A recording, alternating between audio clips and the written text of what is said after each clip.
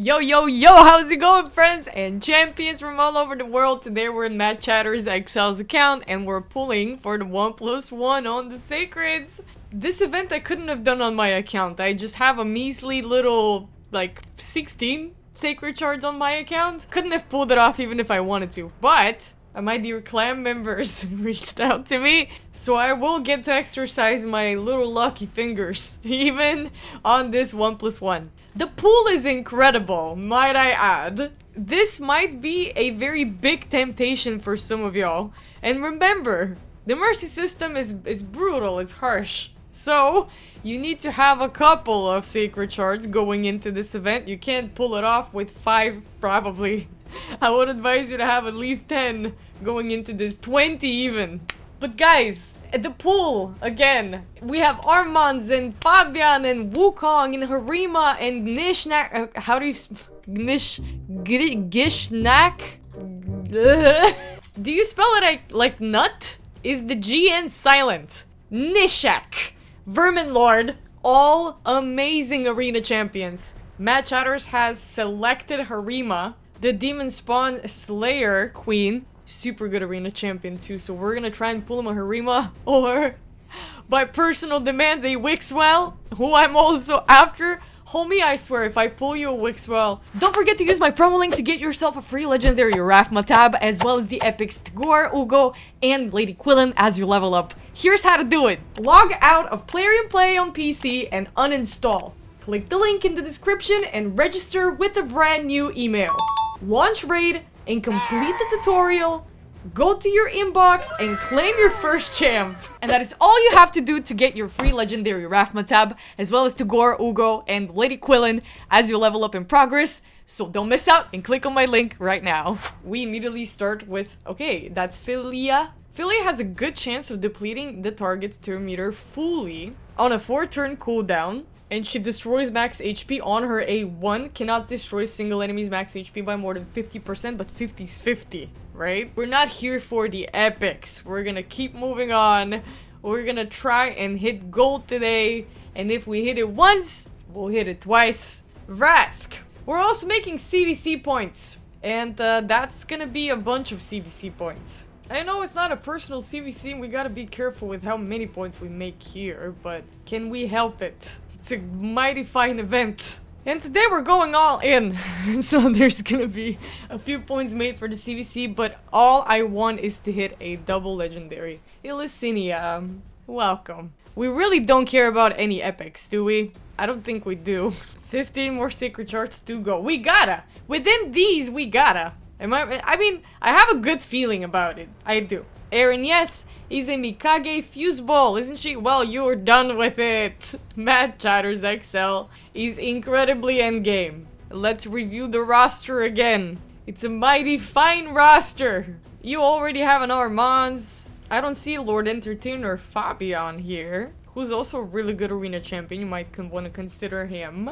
If we pull you a Harima, I will try to pull you a Fabian as well. Fabian's super fun to play with. You've got some really good damage dealers here, for sure. Okay, let's keep pulling. Ooh, please. Okay, we keep getting epics. Adriel, nothing special. Let's keep them rolling. Pulling these sacred shards.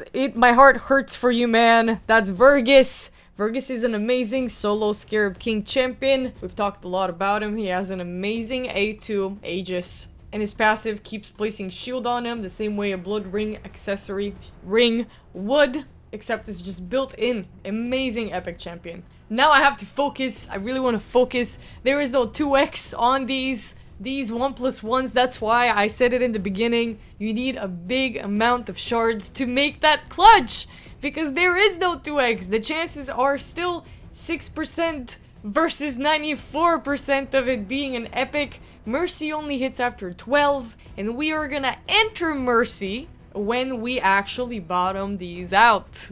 I don't know how well into Mercy Matt Chatters already is. I don't know how many sacreds have been pulled prior to me starting to pull.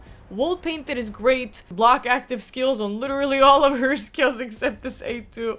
She has a block active here, block active there, and a reflect damage. Oh yeah, she also, yeah, this cleanse I completely forgot about. It's a really good cleanse, 4-turn cooldown. She cleanses all debuffs from herself and a random debuff from all allies. She heals by 100% of her max HP and all allies equal to 50% of the surplus heal. I'm sure there was a relic that dealt specifically with surplus healing and dealing damage, stacking damage on top of the surplus heal that you heal your allies with. This is gonna pair really well with her. I forgot the name of the relic. I'll find it. Give me just a second. Yep, the Flesh Render from Clan Group, where it increases the damage of each hit on the next attack by 3% of any surplus heal when self-healing. Damage cannot be increased by more than 200,000 and will reset after each attack. But here's the Flesh Render and Wool Painted go very well together, hand in hand, for whoever wants to build her out. I don't know why we are concerning ourselves with it, considering that this is a very...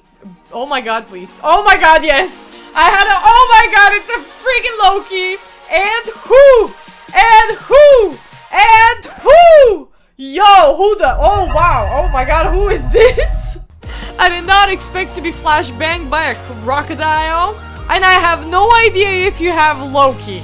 But I would be so stoked if this is a first on your account. Wow, I can't believe that it took us less than 10 sacred shards. This is absolutely nuts. But I have no idea who this Krokmar the Devourer guy is. Oh my god. I just want to see if they are new on your account, and then I will move on to talk about why they are, well, at least Loki I can stand behind as an amazing champion. We're gonna do some research here on this Krokmar dude. Crocky. Oh my god. Lucky Fingers clutch once again. Let's see if they are new for you. Oh, I do see Loki. He's level 50. And you can put him as your faction guardian, I guess. But I'm happy that you do have a Loki. Krokmar? I don't see a Krokmar here. Krokmar must be first. Okay, then first let's pay Loki a little bit of attention, shall we? Amazing arena champion. Not just. If you do get him with the beginner promo code, Get Loki is available for as long as I know. When you set up a brand new account, you can use the promo code Get Loki to get him for free. That's one way to really get a good head start in your journey. But if you do end up getting him later in game, build him out. Don't have him sitting at level 50, man. He's so good to level 60. He's such a good arena champion. I don't know if that's your focus right now on your journey, but AoE enemy debuff increase. It's on a small little chance. You can budge that up to a 50% chance with a book or two. But if the champion is under a veil or perfect veil, which you guessed it, he brings by himself, this chance increases by 50% on its own with book 70. Deceiver's Gambit, his A2 will select the target. If the target is an enemy, he's gonna place the block active skills on a 75% chance, 100 when you book it out, and a block buffs for 2 turns if the champion using this skill is under a veil. Also applies the debuff spread, taking 2 random debuffs from the target and placing them on all enemies. And in this case, if the block active skills and the block buffs are the only 2 debuffs on the target, he's gonna spread those to everybody else. If the target is an ally, he's gonna heal them by 50% of this champion's max HP, and he's gonna place a veil on them for 2 turns. But if this champion is under a veil, also applies a buff spread, taking a random buff from the target and placing it on all allies. He doubles down as a support, but I've seen people mostly use this as a attack and not as a support offense. So you're gonna be spreading block active skills, block buffs, or other debuffs. Bandit Flash has a 75% chance of stealing all buffs from a target enemy and 100% of their turn meter. This effect cannot be resisted if he's under a veil or perfect veil. If the target's turn meter was not stolen, he's gonna fill the turn meter of all other allies by 15% instead, and places a 50% strong increase attack buff on all allies for 2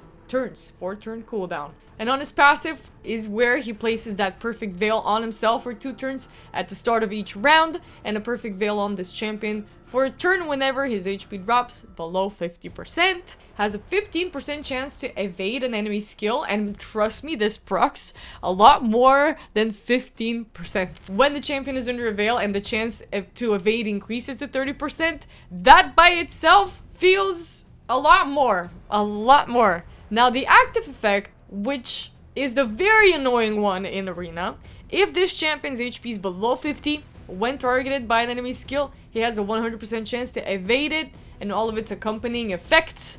This guaranteed evade then goes on a 4-turn cooldown. So you have 3 turns to try and evade this evade. In most cases, if Loki is under 50% HP, 1 out of 4 times you're probably going to hit him. 1 out of 4 times, one of your allies will deal damage to him. Very, very annoying if you have a Wukong that just like self-revives. Very annoying combination. They can probably wipe you out if you build them to be a nuker on top of a support champion, and Loki can smack. Promise you. Loki has actually smacked me out in arena. Enough talking about Loki. We all know how good he is. You probably skipped this part, but now let's go and explore the lizard men. Krokmar the Devoured. Crocky. He's a good boy. Look at his snout. He's just a cute little boy. I love crocodiles and alligators and all of these. I can't unsee the puppy face. Let's read about Krokmar, the legendary HP Lizardman champion. He attacks one enemy once and then he AoEs if he crits that one first time. Okay? AoE with the shield on himself for 2 turns equal to 20% of the damage inflicted and a 10% of his max HP heal for each critical hit. So if you're dealing damage to 4 enemies, that's 40%. 5 enemies, 50%. Why would you ever take him in arena? No reason. 3-turn cooldown.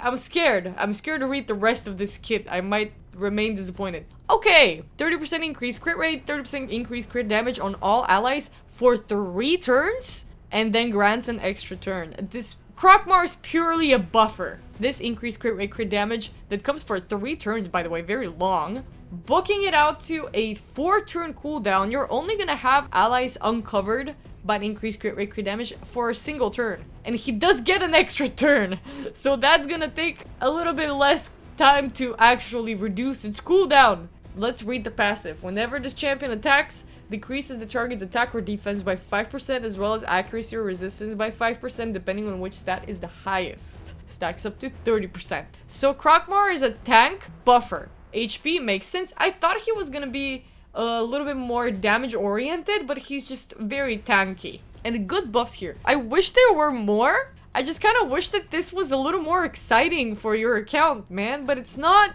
a super big change necessarily. You're not gonna progress a lot more from this. Maybe some hard faction wars for the lizards. Some faction guardian action here on your barbarians. You're gonna get an increase in defense from that low-key double. That's a 5-star soul on him. It's really good. It would still hit you something. And the event for us is done. We have clearance to pull all of the remaining ones. Let's see if we can hit you a 3rd legendary champion for today. Let's try to hit you a Harima. Ulfrig, we don't care about him, do we? Very interesting passive. Removes all decreased attack debuffs from all allies at the start of this champion's turn. Let's move on. We're looking out for a Harima or a Wix well. That's what we're out for. Old Hermit Yorg, okay? Let's finish them off. Old Hermit Yorg is good. Warden is meh, whatever. I'm telling you, this account is stacked. We're not here for some epics. We're here for the big juice. Okay, Umetogi, that's a chicken for you. Let's keep pulling, let's keep pulling. That's 5 more sacred shards. If we hit another legendary, I'm shocked. I'd be shocked. Armina is also pretty good. Barbarians. But we were thinking more in like Secret Orders term or Shadowkins. Not barbarians. Weekly quest complete. Shada. Cool hair. Cool design. Moving on. 3 more sacred shards. That's a lot of CVC points. I have to go back and check how many. Because we keep pulling 1,000 per, 1,000 per, 1,000 per. And I think that it also depends on the kind of champion that we pull. Because for legendaries, that made a bunch of points. Excruciator. Very cool champ design. Again. 3 more sacred shards. Let's rip them. Okay. Okay, that is a Chani. That is at least, we're moving in the right direction. Is she new? I think that's a new champion on your account because we get more points per new champion as well. Unacquired champion. Immune to decreased accuracy debuffs, Chani. Okay, now that we're in the right faction, let's pull a Harima. Please, please, please, please. Okay. That is an Aina. Never seen her before, actually. Oh, because she's not that great. Okay. Lost Sacred Shard. Let's see what we get from there. Okay. Okay. That is Delaja. Delaya. Hey there, Delilah. Harima was not pulled today. Loki as a double. But at least we get you a new lizard. Am I right? I'm kind of scared to check his in-game reviews. Faction Wars. Makes sense. Makes sense that people like him in Faction Wars campaign. Campaign, you probably have a much better campaign farmer anyway. Door is literally sitting right there. So let me know where if you plug him. If you're planning on using him ever, anywhere. And if you guys want me to pull your shards, hit up my Discord. You can find the link down in the description box. Thanks for watching, and I will see you guys again in the next one. Bye!